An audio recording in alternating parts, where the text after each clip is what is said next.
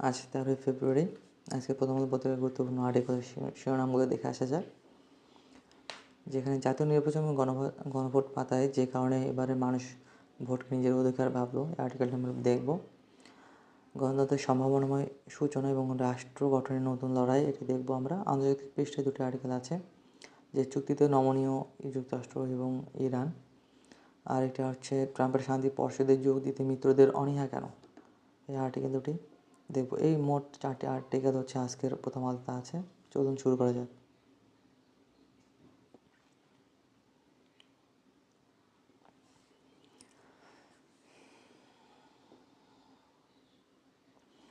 আচ্ছা, যে কারণে এবারে মানুষ ভোটকে নিজের অধিকার ভাবলো, এই আর্টিকেলটা আপনারা পড়ে নিতে পারেন। আমরা গুরুত্বপূর্ণ বিষয়গুলো নিয়ে আলোচনা করব।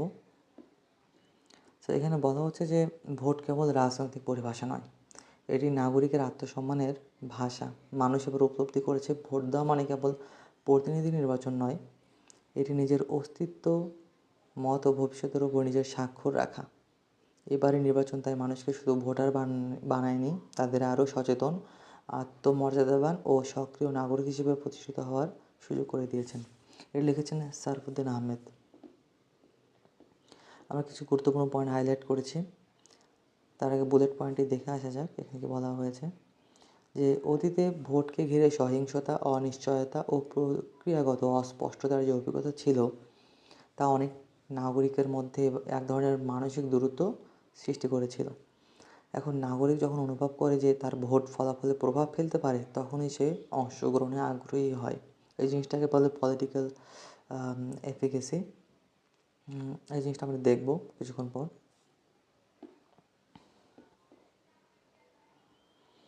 ওকে, পলিটিক্যাল এফিকেসি আমরা দেখব। আচ্ছা, এখানে বলা হচ্ছে তখনই তারা অংশগ্রহণ করতে আগ্রহী হয়। এবারে নির্বাচনে সেই কার্যকারিতা বোধ অনেকের মধ্যে স্পষ্ট হয়েছে। আচ্ছা, রাজনৈতিক তত্ত্বে পারসিভড ফেয়ারনেস একটা কথা বলা হয়েছে, যে পারসিভড ফেয়ারনেস বা প্রক্রিয়ার ন্যায্যতা সম্পর্কে নাগরিকদের উপলব্ধি গণতান্ত্রিক অংশগ্রহণের একটি মৌলিক উপাদান। মানুষ যখন বিশ্বাস করে যে তার ভোট নিরাপদ, গণনা নির্ভুল এবং প্রক্রিয়া স্বচ্ছ, তখনই সে নিজের ভোটকে অর্থবহ বলে মনে করে। এবারে নির্বাচনে বহু ভোটারের অভিজ্ঞতার সেই ন্যায্যতার ধারণা দৃঢ় হয়েছে, ফলে ভোট আর কেবল কর্তব্য নয়, তা পরিণত হয়েছে আত্মসম্মানের একটি অভিব্যক্তিতে। চলুন এবার পারসিভড ফেয়ারনেস সম্বন্ধে একটু বিস্তারিত জেনে আসা যাক। আচ্ছা, পারসিভড ফেয়ারনেস কি? পারসিভড ফেয়ারনেস বা অনুধাবিত ন্যায্যতা হলো কোনো পরিস্থিতিতে প্রাপ্ত ফলাফল, প্রক্রিয়া বা আচরণের সমতা সম্পর্কে একজন ব্যক্তির নিজস্ব আত্মগত বা ব্যক্তিগত বিচার। এটি কেবল বাস্তব ন্যায্যতা নয়, বরং ব্যক্তি কী মনে করছেন তার উপরও নির্ভরশীল। এটি গ্রাহক সন্তুষ্টি, কাজের অনুপ্রেরণা এবং সরকারের নিয়ম মেনে চলার ক্ষেত্রে অত্যন্ত গুরুত্বপূর্ণ ভূমিকা পালন করে। কারণ পারসিভড ফেয়ারনেসের মূল দিকগুলো কী কী? এই কার্যকরী বা মানসিক প্রভাব। মানুষ যখন কোনো কিছু ন্যায্য মনে করে, তখন তারা ইতিবাচক আচরণ করে। মানুষ যখন কোনো কিছু ন্যায্য মনে করে, তখন তারা ইতিবাচক আচরণ করে, যেমন নীতিমালা মেনে চলা, কাজে মনোযোগী হওয়া, প্রতিষ্ঠানের প্রতি আনুগত্য দেখানো। এগুলো মানুষ যখন মনে করে যে হ্যাঁ ঠিক আছে, এগুলো ন্যায্য।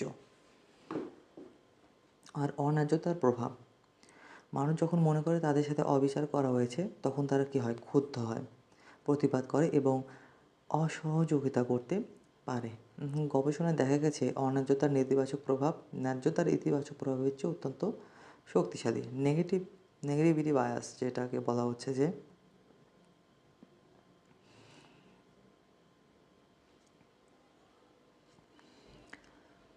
গবেষণায় দেখা গেছে যে অন্যায্যতার নেতিবাচক প্রভাব ন্যায্যতার ইতিবাচক প্রভাবের চেয়ে অনেক শক্তিশালী। এবং কাজের ক্ষেত্রে কী হচ্ছে, যে কর্মক্ষেত্রে এই যে ফেয়ারনেস বা ন্যায্যতা বজায় থাকলে কর্মচারীদের মনোবল ও উৎপাদনশীলতা বাড়ে। এটি পদোন্নতি বা সুযোগ সুবিধা বন্টনের ক্ষেত্রে স্বচ্ছতা নিশ্চিত করতে সাহায্য করে।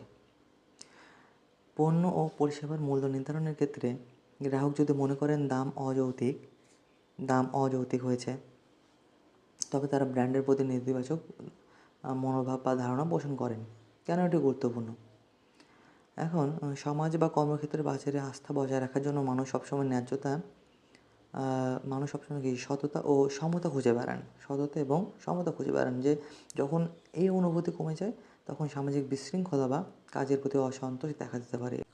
আচ্ছা, এরপর পলিটিক্যাল অ্যাফিকেসি বা রাজনৈতিক কার্যকারিতা, এই জিনিসটা একটু দেখব যে এটি একটি গুরুত্বপূর্ণ ধারণা। নাগরিক যখন অনুভব করেন যে তার ভোট ফলাফলে প্রভাব ফেলতে পারে, তখনই সে অংশগ্রহণে আগ্রহী হয়। যেমন এবারে নির্বাচনে সেই কার্যকারিতার বোধ অনেকের মধ্যে স্পষ্ট। এটি একটু বিস্তারিত জানি। ওকে, পলিটিক্যাল এফিকেসি বা রাজনৈতিক কার্যকারিতা হলো নিজস্ব রাজনৈতিক কর্মকাণ্ডের মাধ্যমে শাসন ব্যবস্থা বা রাজনৈতিক প্রক্রিয়ায় প্রভাব ফেলার ক্ষমতা সম্পর্কে নাগরিকদের বিশ্বাস ও আস্থা। এটি বোঝায় যে একজন ব্যক্তি বিশ্বাস করেন তার ভোট বা রাজনৈতিক অংশগ্রহণ ব্যবস্থার পরিবর্তন আনতে সক্ষম। এটি প্রধানত দুই ধরনের: ব্যক্তিগত সক্ষমতা, যেটা অভ্যন্তরীণ; একটা রাজনৈতিক ব্যবস্থার প্রতিক্রিয়াশীলতা, যেটা বাহ্যিক। পলিটিক্যাল এফিকেসির প্রধান দিকগুলো কী কী? আচ্ছা, নিজের রাজনৈতিক অ্যাকশন, যেটাকে ভোট দেওয়া বা মতামত দেওয়া বা রাজনৈতিক সিদ্ধান্ত কোনো প্রভাব ফেলতে পারে, এই আত্মবিশ্বাস, সেটাই হচ্ছে মেনলি পলিটিক্যাল এফিকেসি। এর দুইটি মাত্রা, একটা অভ্যন্তরীণ কার্যকারিতা আর একটা বাহ্যিক কার্যকারিতা। আমরা দেখলাম কিছুক্ষণ আগেই যে অভ্যন্তরীণ কার্যকারিতা কি, একজন নাগরিকের নিজস্ব রাজনৈতিক জ্ঞান ও ক্ষমতা সম্পর্কে বিশ্বাস, যে আমি রাজনীতি বুঝি এবং অনুসরণ করতে পারি। অনেকে কিন্তু আছে আমাদের মধ্যে যে তারা বলেন যে হ্যাঁ, আমি রাজনীতি বুঝি এবং অনুসরণ করতে পারি। এটা হচ্ছে অভ্যন্তরীণ কার্যকারিতা। আর বাহ্যিক কার্যকারিতা কি, যে রাজনৈতিক ব্যবস্থা বা সরকারের জনগণের দাবি ও কাজের প্রতি যে সাড়া দেয়, এই বিশ্বাস যে সরকার আমার কথা শুনবে, এটা হচ্ছে বাহ্যিক কার্যকারিতা। এই রাজনৈতিক বা পলিটিক্যাল এফিকেসি বা রাজনৈতিক কার্যকারিতার গুরুত্বটা কি? পলিটিক্যাল এফিকেসি সম্পূর্ণ ব্যক্তিরা ভোটদান, প্রতিবাদ বা সামাজিক আন্দোলনে বেশি সক্রিয় থাকেন। যখন মানুষ মনে করে তাদের অংশগ্রহণ অর্থহীন, তখন এফিকেসি কমে যায়, যা গণতান্ত্রিক ব্যবস্থার উদাসীনতার সৃষ্টি করে। প্রভাব কী হতে পারে? এটি নাগরিকদের ভোটের সিদ্ধান্ত, রাজনৈতিক সক্রিয়তা এবং সরকারের বৈধতার অনুভূতির ওপর প্রভাব ফেলে। সহজ কথায়, পলিটিক্যাল এফিকেসি হলো আমাদের রাজনৈতিক অংশগ্রহণ বা কাজ গুরুত্বপূর্ণ এবং এটি পরিবর্তন আনতে পারে এমন মনোভাব। যেমন এবারের ত্রয়োদশ নির্বাচনে যে মোট ভোটার উপস্থিতি ছিল, মোট ভোট পড়েছে 59.40%। তাহলে বাকি যে প্রায় 40% লোক বা ব্যক্তি বা ভোটার, তারা মনে করছেন যে তাদের ভোট এই দেশের রাজনীতি বা দেশের সার্বিক অবস্থা পরিবর্তনের কোনো প্রভাব ফেলতে পারছে না, যে তাদের পলিটিক্যাল এফিকেসিটা কম। তো সেই তুলনায় যে 59.40% এই সংখ্যাটা বা এই সংখ্যাটাও কিন্তু নিতান্তই কম না। যে 59.44%, ভোটার মনে করছেন যে তাদের ভোট আমাদের বাংলাদেশের সার্বিক পরিস্থিতি বিবেচনায় প্রভাব ফেলতে পারে। এখন ওই আর্টিকেলের আরেকটা অংশ দেখি, যে নৈতিক দায়িত্ব ও যৌথ ভবিষ্যৎ নির্মাণ।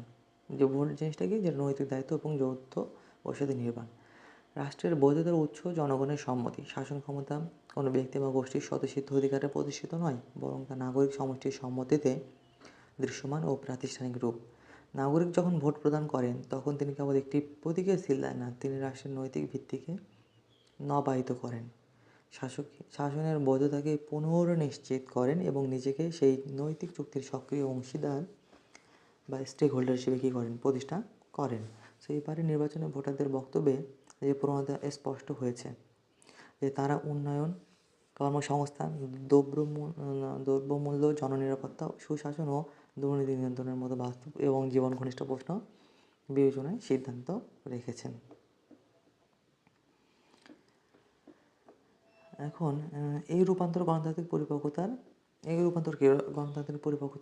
লক্ষণ। গণতন্ত্র তখনই গভীরতর হয় যখন নাগরিকেরা রাজনৈতিক আনুগত্যের পরিবর্তে নীতিগত মূল্যায়নের ভিত্তিতে সিদ্ধান্ত গ্রহণ করেন, যে আমি একটা দলকে সাপোর্ট করি, কেন সে দলকে সাপোর্ট করি, যে আপনার পারিবারিকভাবে সাপোর্ট, এমনটা না। তারা চিন্তা করতেছে নীতিগতভাবে যে এই দলটা দেশের সার্বিক পরিস্থিতি বিবেচনায় দেশকে কীরকমভাবে এগিয়ে নিয়ে যেতে পারে, অথবা জনগণের পাশে শুধু কি নির্বাচনের আগে থাকবেন, আর নির্বাচনের পরেও জনগণের পাশে কীভাবে থাকবেন, এরকম নীতিগত মূল্যায়ন করে তারা কী করে ভোটের সিদ্ধান্তে উপনীত হয়। এখন গণতন্ত্রের মনস্তত্ত্ব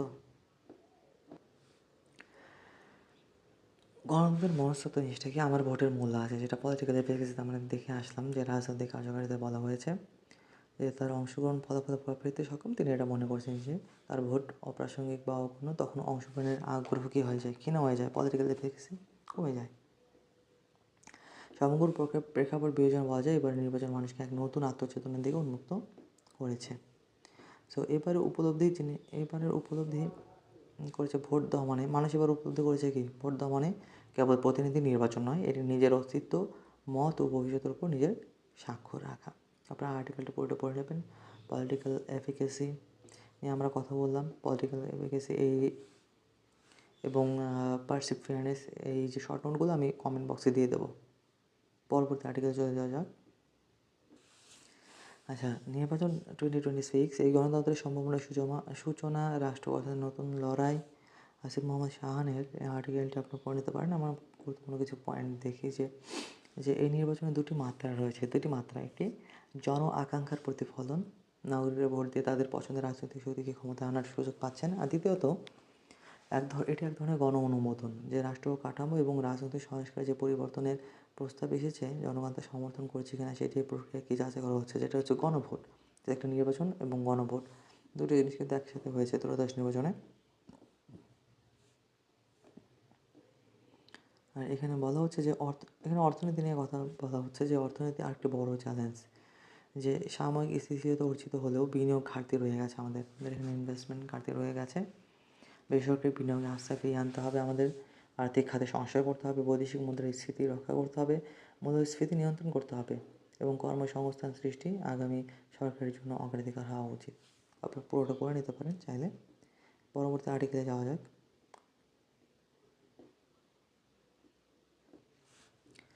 আচ্ছা, আন্তর্জাতিক পাতায় দুটি গুরুত্বপূর্ণ আর্টিকেল রয়েছে, আমরা দেখব। যে চুক্তিতে নমনীয় যুক্তরাষ্ট্র এবং ইরান, কেন উভয় পক্ষই নমনীয় হয়ে যাচ্ছে, যে তাদের যে পারমাণবিক ইস্যু নিয়ে যে চুক্তি চলছে, ইরান এখন বুঝতে পারছে যে যুক্তরাষ্ট্রের সঙ্গে একটি চুক্তিতে পৌঁছানো প্রয়োজন। অন্যদিকে যুক্তরাষ্ট্র বুঝতে পারছে যে ইরানের কিছু সীমাবদ্ধতা রয়েছে, যে কি পারমাণবিক চুক্তির বিষয়ে যুক্তরাষ্ট্র এবং ইরান উভয় পক্ষই নমনীয়তা প্রদর্শন করছে। এবং যুক্তরাষ্ট্র এবং ইরানের যে আলোচনা, সেটা মধ্যস্থতা করছে কি, তুরস্ক। এবং তুরস্কের প্রধানমন্ত্রী বলেন, ইরানে এখন বুঝতে পারছে যে যুক্তরাষ্ট্রের সঙ্গে একটি চুক্তিতে পৌঁছানো প্রয়োজন। হ্যাঁ, অন্যদিকে যুক্তরাষ্ট্র বুঝতে পারছে যে ইরানের কিছু সীমাবদ্ধতা রয়েছে, তাদের উপর জোর খাটানো এখন অর্থহীন হবে। এখন ইরানের প্রেসিডেন্ট মাসুদ পেজেশকিয়ান স্পষ্ট করে বলছেন, তেহরান আর্থিক নিষেধাজ্ঞা প্রত্যাহার এবং ইরানিয়াম সমৃদ্ধকরণ সহ তাদের পারমাণবিক অধিকারের দাবি থেকে অনড় থাকবে। আচ্ছা, এখানে কূটনৈতিক তৎপরতা রয়েছে, অনেক কিছু আছে, আপনাদের পড়ে নিতে পারেন। ওকে, যে এখন উভয় পক্ষ যুক্তরাষ্ট্র এবং ইরান উভয় পক্ষই একে অপরের সমস্যা বোঝার চেষ্টা করছে। এখন দেখা যায় পরবর্তীতে কী হয়। এবং ট্রাম্পের যে শান্তি পর্ষদ, যে বোর্ড অফ পিসের কথা বলা হচ্ছে, সেখানে যৌথিতে মৃত্যুদের কেন অনীহা, আমরা এটি দেখব। এখন আমাদের আমেরিকার বর্তমান প্রেসিডেন্ট ডোনাল্ড ট্রাম্প এই শান্তি পর্ষদে যৌথিতে মৃত্যুদের আহ্বান জানিয়েছেন, কিন্তু মৃত্যুরা বিভিন্ন কারণে অনীহা প্রকাশ করছেন। তার মধ্যে একটি হচ্ছে অর্থনৈতিক, যে প্রায় $100 কোটি দিতে হবে। প্রায় $100 কোটি সদস্য হলে দিতে হবে, গুনতে হবে। সো এটা অনেকেই চাইবে না। এছাড়াও ডোনাল্ড ট্রাম্প এই শান্তি পর্ষদকে জাতিসংঘের একটা অল্টারনেটিভে দাঁড় করানোর চেষ্টা করছেন। আমরা দেখি আর্টিকেলে লেখা আছে, যুক্তরাষ্ট্রের প্রেসিডেন্ট ডোনাল্ড ট্রাম্পের শান্তি পর্ষদ বোর্ড অফ পিস থেকে দূরে থাকছে গুরুত্বপূর্ণ মিত্র দেশগুলো। গত বছর জাতিসংঘের নিরাপত্তা পরিষদের এক প্রস্তাবের মাধ্যমে এই পর্ষদ গঠিত হয়েছিল, যার মূল লক্ষ্য ছিল গাজা শান্তি পরিকল্পনা বাস্তবায়ন। জাতিসংঘের মাধ্যমেই কিন্তু তৈরি হয়েছে, নিরাপত্তা পরিষদের একটি প্রস্তাবের মাধ্যমে। আবার সেটাই জাতিসংঘের অল্টারনেটিভ হিসেবে দাঁড় করানোর চেষ্টা করছেন ডোনাল্ড ট্রাম্প।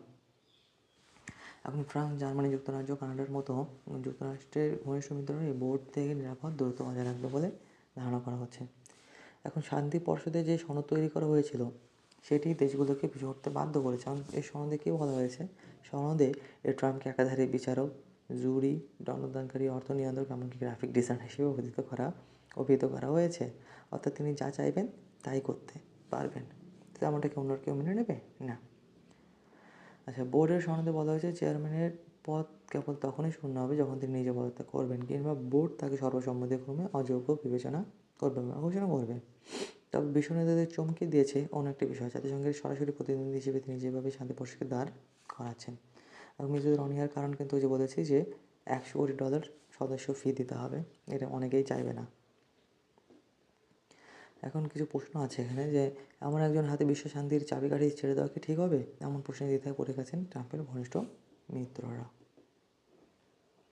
আচ্ছা, এছাড়া এখানে একটি নিউজ রয়েছে যে ফ্রান্স থেকে 114টি রাফাল কেনার প্রস্তাব অনুমোদন ভারতের। তার মানে রাফাল যুদ্ধ বিমানটা হচ্ছে ফ্রান্স তৈরি করে। আচ্ছা, সো আজকের প্রথম আলোতে আমাদের আর গুরুত্বপূর্ণ কোনো কিছু নেই নির্বাচন ছাড়া। আপনারা চাইলে পুরো প্রতিটি নজর চোখ বোঝাতে পারেন। আর আমি গুরুত্বপূর্ণ জিনিসগুলো কিন্তু মার্ক করে দেওয়ার চেষ্টা করেছি। একটু পেপারের যারা আমরা চাকরি প্রার্থী, চাকরির পরীক্ষায় অংশগ্রহণ করছি, তাদের জন্য খুব বেশি কিছু পড়া দরকার নেই, গুরুত্বপূর্ণ কিছু আর্টিকেল আর কিছু ইনফরমেশন, যেমন এখানে চাঁদে নভোচারী পাঠানোর ক্ষেত্রে আরও এক ধাপে অগ্রগতি চীনের, আর্টিকেলটি চাইলে পড়ে নিতে পারেন, গুরুত্বপূর্ণ নয়। Okay, that's all for today. Thank you.